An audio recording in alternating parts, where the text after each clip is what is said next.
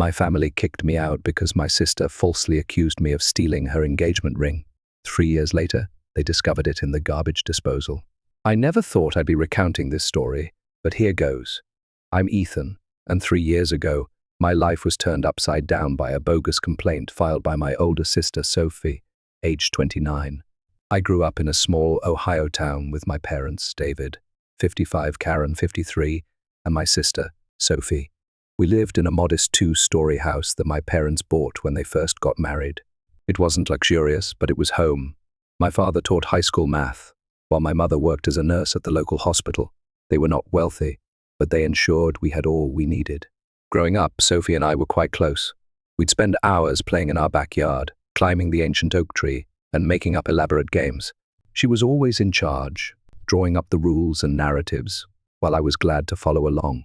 As we grew older, however, things began to change. Sophie was always the overachiever. She was at the top of her class, captain of the debate team, and seemed to flourish in anything she did. In comparison, I was more relaxed. I did okay in school, but I was never as motivated as Sophie.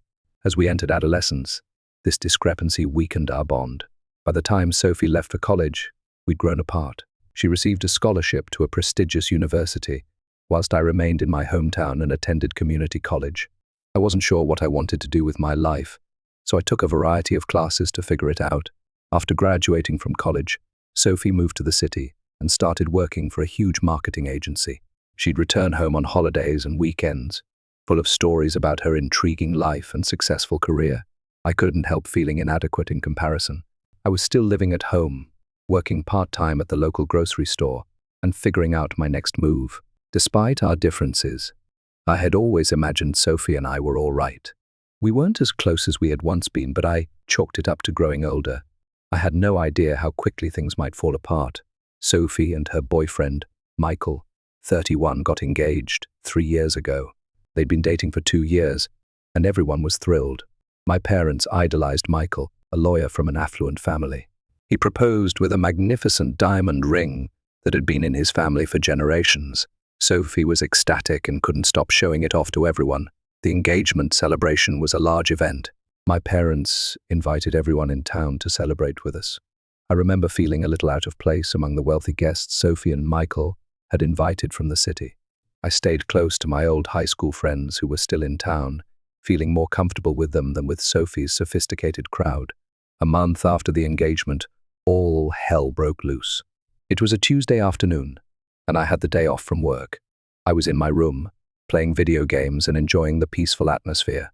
Sophie was visiting for a week, taking some time off from work to start planning the wedding with our mother.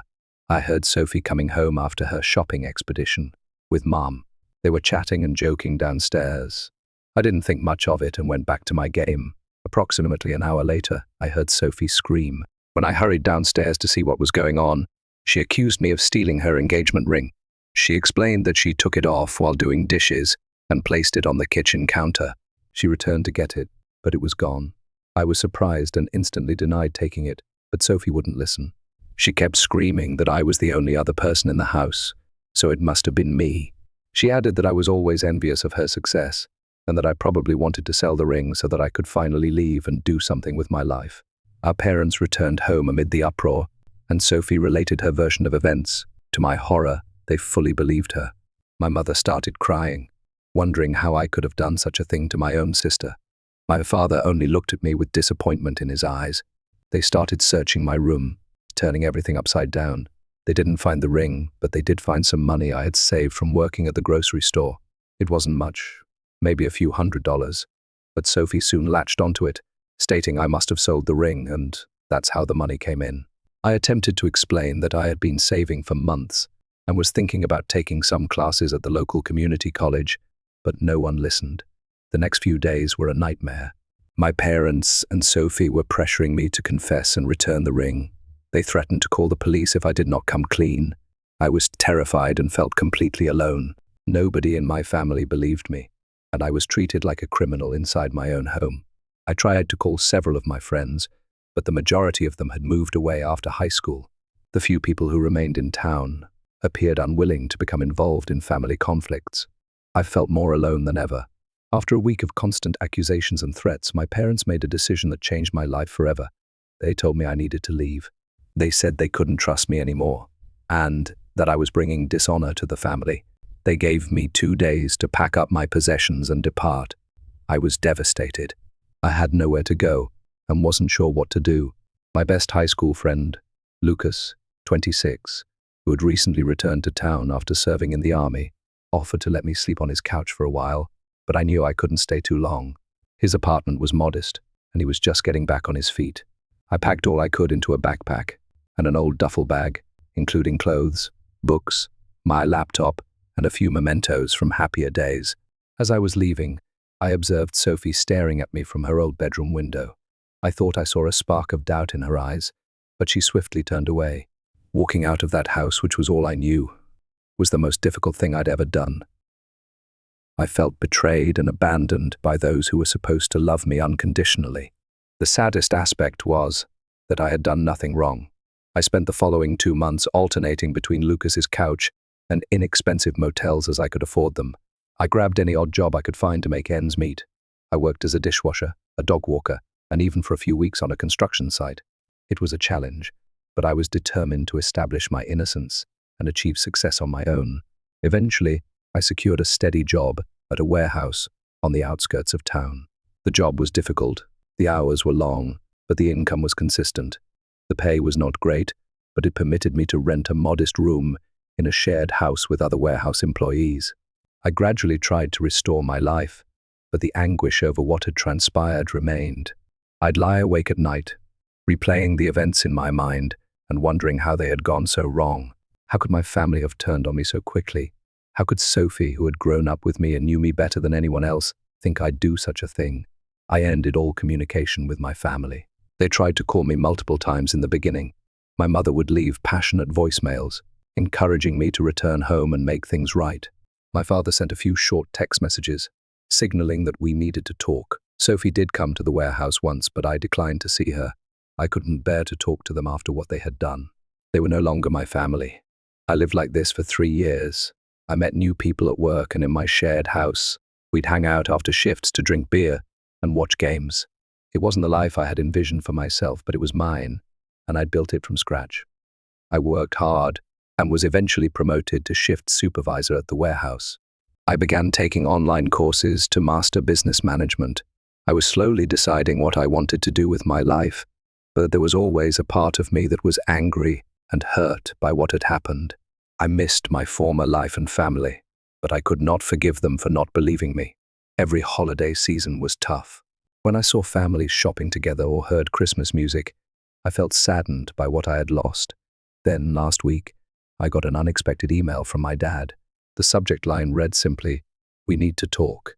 The message was brief, explaining that they needed to meet with me immediately and that it was about the ring incident.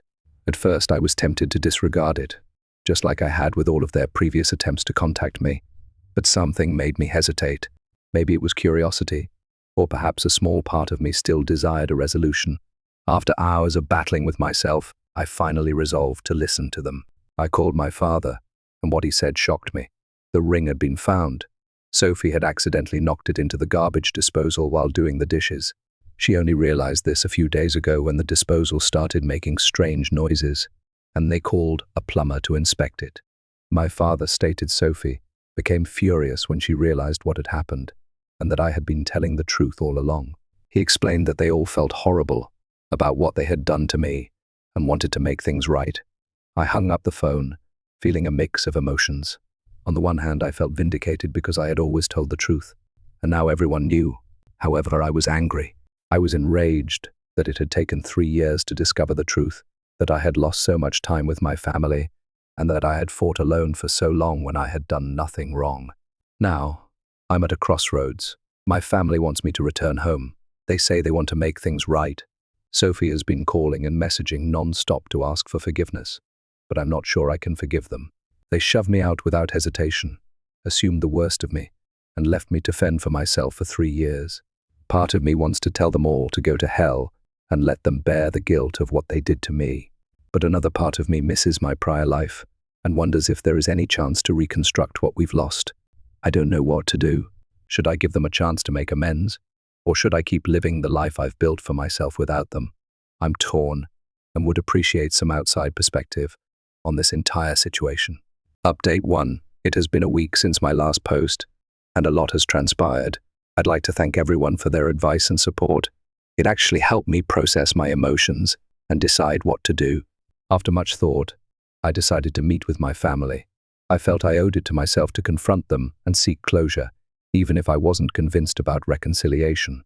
We planned to meet in a neutral location, a small coffee shop in the next town over. I chose it because it was far enough away from our hometown that we would not run into anyone we knew, yet close enough that anyone could get there without much effort. I was very nervous on the day of the meeting. I hadn't seen my family in 3 years and was unsure what to expect. I arrived at the coffee shop early and chose a table in the corner where we could have some privacy. When they walked in, it was like a punch in the gut. Seeing them after 3 years was intense. My mother burst into tears as soon as she saw me. She seemed older than I remembered, with grayer hair and lines around her eyes. My father looked sick and exhausted, his shoulders drooping, as if he were carrying a heavy load. Sophie couldn't look me in the eyes at first. She seemed smaller and less confident than the sister I remembered. We sat down, and for a while, nobody knew what to say. They all began talking at once, with apologies tumbling out. My parents said they had failed as parents by not trusting me and kicking me out. They professed regretting their decision every day since, but pride and humiliation had kept them from reaching out sooner. My father, who had always been a man of few words, spent hours talking about how he had replayed those days in his mind, trying to figure out how he could have been so blind. He claimed he had always taken pride in being fair and rational, but emotion had clouded his judgment when it was most needed. My mother told me through tears how she had kept my room exactly as I had left it, hoping that one day I would return. She reported that she would wake up in the middle of the night, believing she had heard me arrive home, only to realize what had happened. Sophie went into tears, saying she would never forgive herself for accusing me and ruining our relationship. She said that she had always looked up to me when we were kids, even though I was younger. She admitted that she had been so absorbed with her own life and problems that she had lost sight of what was really essential. As they talked, memories from our childhood came flooding back. I remembered how Sophie stood up for me when I was bullied in middle school. I thought of all the times we'd laughed together, shared secrets, and supported each other through tough times. It exacerbated the pain of betrayal, while also reminding me of the wonderful times we'd shared. I heard what they said, but I couldn't bring myself to forgive them right away. The grief and fury from the preceding 3 years were too acute. I told them I needed time to process things. They appeared to understand and did not ask for more. My mother attempted to hug me before we left, but I backed away. I wasn't ready for that kind of closeness yet. The hurt look on her face almost persuaded me to reconsider my decision, but I stood firm. I needed to protect myself emotionally. After the meeting, I went back to my apartment and carefully contemplated what I wanted. Did I wish to return to my prior life? Could I ever trust them again? Was it worth striving to mend our relationship? I realized that while I missed having a family, I had also grown substantially over the previous 3 years. I had become self-sufficient, strong, and had built a life for myself from scratch. I wasn't the same person they had kicked out 3 years ago. I thought about my warehouse job, online education, and the people I'd met. I worked hard to get where I was, and I felt proud of what I had accomplished on my own. The notion of quitting that and returning to my old life made me feel terrible. At the same time, I couldn't deny that seeing my family elicited a range of emotions. Despite everything, I continued to love and miss them. I pondered if I could be in a relationship with them while maintaining my independence. After a few days of deliberation, I made a decision. I phoned my parents and told them that while I appreciated their apology, I wasn't ready to fully reconcile. I told them I needed more time and space to heal. I also set some boundaries. I stated that I was willing to retain minimal contact with them, but I wasn't going back home or pretending nothing happened. I informed them that if we were to continue our relationship, it would have to be on my terms. They expressed disappointment but acknowledged their understanding. They agreed to respect my boundaries and give me the time I needed. My mother asked if she might call me once a week to check in, and I agreed, figuring it would be a good way to gradually re-establish trust. As for Sophie, I've opted to keep my distance for the time being. Her actions had the greatest impact on me, and I was not yet ready to forgive her. I informed her that I needed more time before I could consider having another relationship with her. She was upset but said she understood and would wait until I was ready. It's been a difficult week with many emotional ups and downs. I've had moments when I doubted my decision, wondering if I'm being too harsh or if I'm giving up an opportunity to rejoin my family. But then I remember how quickly they turned against me, and I understand I'm doing the right thing by taking it slow. I've also been studying therapy possibilities. Many of you suggested it in the comments, and I believe it would be beneficial to consult with a professional while navigating this difficult circumstance. I've never been to therapy before, so I'm nervous, but I believe it will be useful to me. For the time being, my main focus is on my career and studies. I have a large project coming up at work, and I'm determined not to let all of this family drama distract me from my objectives. I'm also considering moving to a better apartment. I've been saving, and I think I'm ready for my own place without roommates. Thank you for your continued support. It is reassuring to know that there are people out there who understand and care, even if we have never met. I'll offer an update if anything significant changes. Update 2. It's been about a month since my last update, and I'd like to share some developments. I've been following the boundaries I've set with my family. We've had a few phone calls and text messages, but nothing too serious. It's been fine, awkward at times, but not as painful as I anticipated. My parents have usually honored my wishes. They check in every now and then, but they never ask for more than I'm willing to supply. I can tell they're trying hard to rebuild trust, but it's a slow process. My mother calls once a week, as promised. These calls were difficult at first, with long silences, but they are getting easier. We normally talk about neutral topics like her work at the hospital, the weather, and my online education. It isn't much, but it's a start.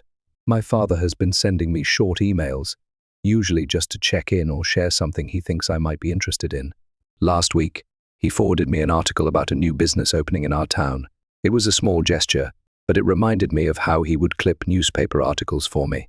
Sophie struggled with the barrier I'd put up between us. She sent me several lengthy, emotional texts, apologizing and begging for the chance to make things right.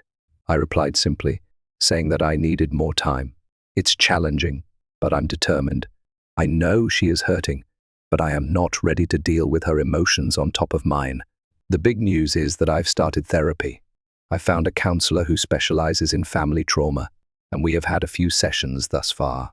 It's been challenging to bring up all of my prior grief, but I believe it's helping. My therapist is helping me deal with my anger and trust issues, as well as teaching me how to set healthy boundaries. In our most recent session, we spoke about how the incident with the ring represented more than just an accusation, but also years of feeling like I didn't measure up to Sophie's successes. It's made me realize that there were issues in our family dynamic long before the ring incident, and that healing will include addressing them as well.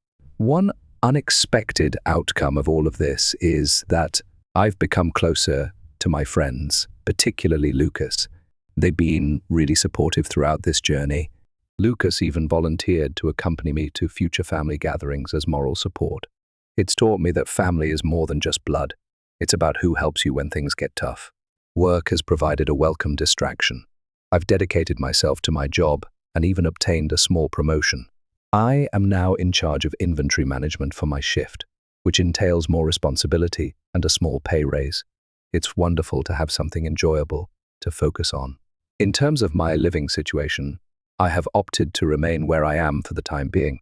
It isn't much, but it is mine, and represents the independence I've worked so hard for. My parents tried to assist me in finding a better situation, but I declined. I need to accomplish this on my own. However, I began to seriously investigate options for furthering my education. A state college about an hour away offers night classes. I'm considering applying to their business program. It would be a major transition, but I believe I am ready for it. Overall, I'm taking things one day at a time. Some days are harder than others. There are times when I miss our effortless connection as a family, but then I remember how quickly they turned on me, and I understand I can't rush this. My therapist believes it is healthy to have mixed views about everything.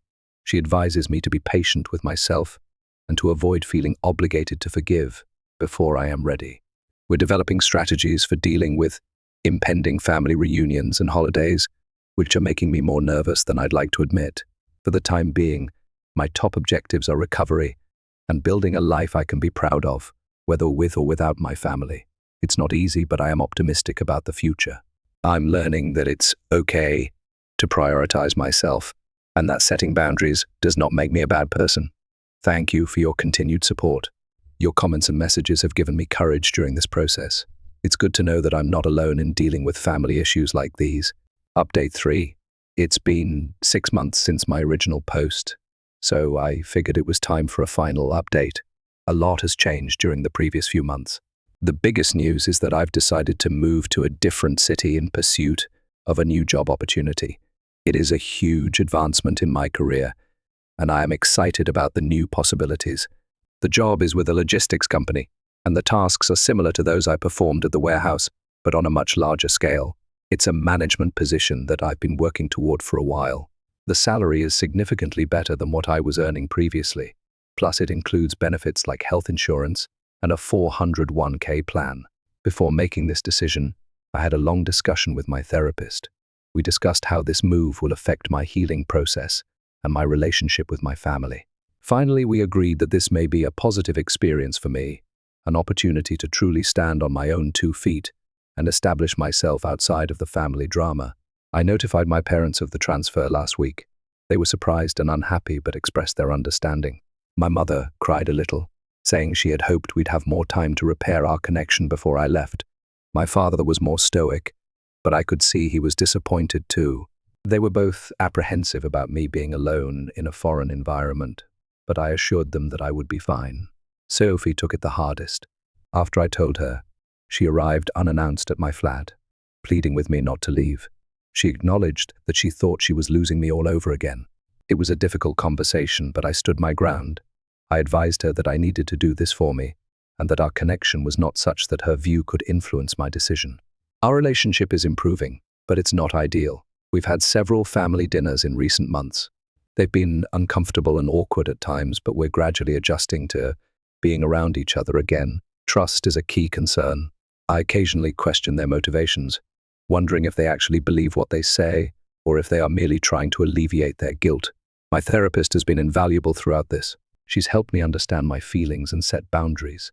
She has stated that forgiving does not involve forgetting or pretending that the pain never occurred. It's about letting go of my anger so that I can achieve peace of mind. I've taken that to heart. While I doubt I will ever forget what happened, I am working to forgive my family, not for their sake, but for mine. It was difficult to hold on to my anger and hatred, and I'm ready to let it go. As I prepare for this relocation, I have been reflecting on all that has happened. 3 years ago, I felt my life was over. I had lost everything, including those I cared about. But now, I realize how much I learned from that experience. I'm stronger, more independent, and have a better sense of my own worth than I ever have.